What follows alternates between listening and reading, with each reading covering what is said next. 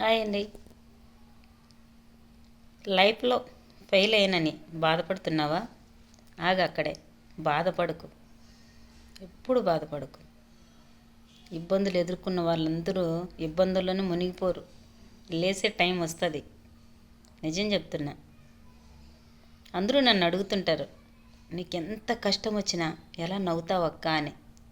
నిజం ఫ్రెండ్స్, నాకుండే టెన్షన్స్, నాకుండే ఆలోచనలు లోకంలో ఎవ్వరికి ఉండరు.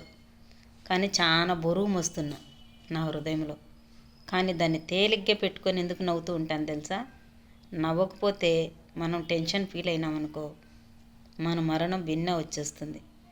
మళ్ళీ దేన్ని చూడలేం. మనం చూడాల్సినవి మన లైఫ్లో చాలా ఉన్నాయి తెలుసా?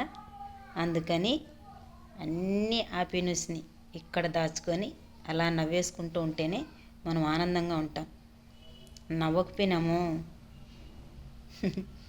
మన ముఖంలో కళాపోషణ తగ్గిపోతుందండి. మనం ఏమీ చేయలేం. నిజం ఫ్రెండ్స్.